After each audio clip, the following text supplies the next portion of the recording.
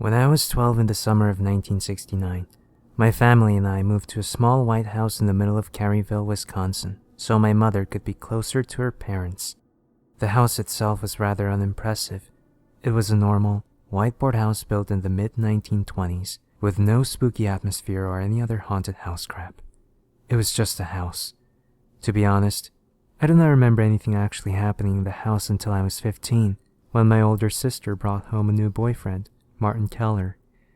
From the start, I did not like him, because he was the type of person who believed in spirits and psychics. He even claimed at one point that a spirit had told him that he would sire a child who would be baptized in blood and rise to rule a world of madness, because it was the will of an ancient god. Just normal 70s weirdo mumbo-jumbo from an idiot. Anyway, one night, Martin thought it would be fun to bring an old-fashioned planchette to the house in an attempt to conjure spirits to tell us the future. For hours, he and my sister sat in our living room trying to call forth the same spirit that had apparently told him about the evil child.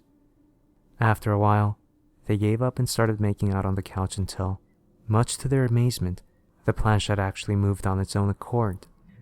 I remember my sister almost tearing my bedroom door off the hinges, just to drag me into the living room to see what the spirit had to say.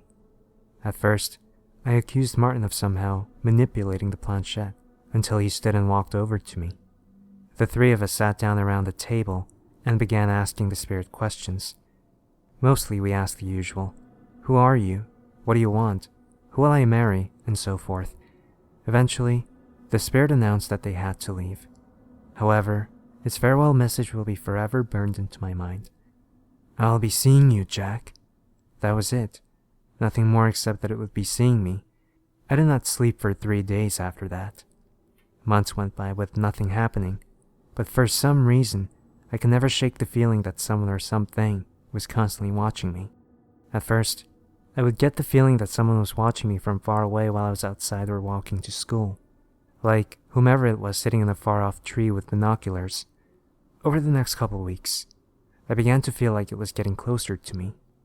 One night in November, I was up late working on some homework, when I got the feeling that someone was outside watching me through my bedroom window. I remember working up the courage to walk over to the window and look into the backyard. Sure enough, someone was there. It was a tall man in what looked like a suit with a cigarette in his mouth, standing motionless next to the fence at the far end of the backyard. What made it even worse was that I could not see the man's face, just the shadow and the glow of the cigarette. I jumped back from my window and tore downstairs to the kitchen where my parents were playing poker with some friends. I told them what I saw and my father stepped outside, but found no one. My parents and their friends all laughed it off, saying I was tired and overworked, that I should get some sleep. I nodded and went back to my room, but I still could not get the image of the man out of my mind. Each day after that, it felt as if the man was stepping closer and closer to the house.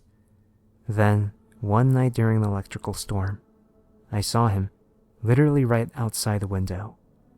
I looked directly at him as a flash of lightning illuminated my room. The top of the man's head was missing from the top jaw up, cigarette resting awkwardly on what remained of his bottom lip.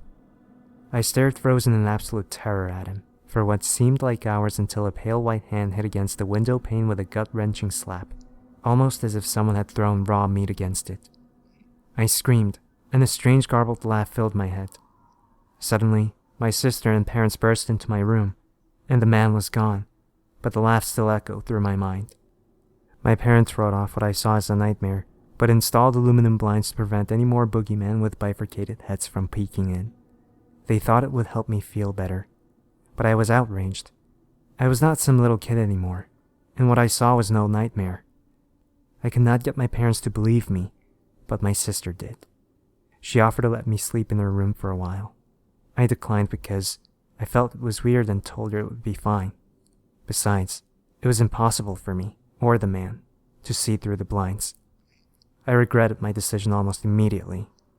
That night, I awoke to the sound of something tapping on my window.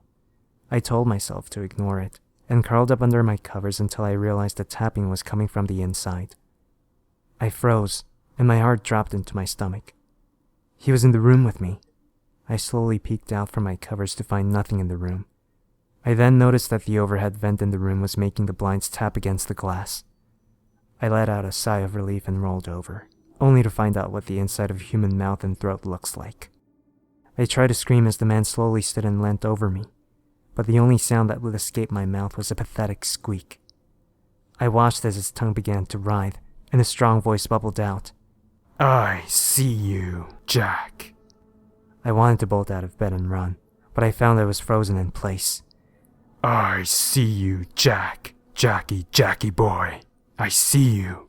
I see you." The man pointed to the opposite side of the bed. I turned to see what he was pointing at, and to my abject horror, the top half of his head was resting on the pillow next to me. "I see you. I see you." The voice laughed repeatedly, and then I blacked out. That is it. No surprise ending or anything. I never saw the half-head man again after that. My sister ended up leaving Martin later that year. She says she couldn't be with someone who had cursed her brother like that. I'm not sure what happened to Martin in the years to come. I think at one point, I read that he was killed in a botched robbery at his home in the fall of 2000. However, my youngest nephew has been claiming that he sees the man at night. I do not think it means anything, but it still makes me wonder.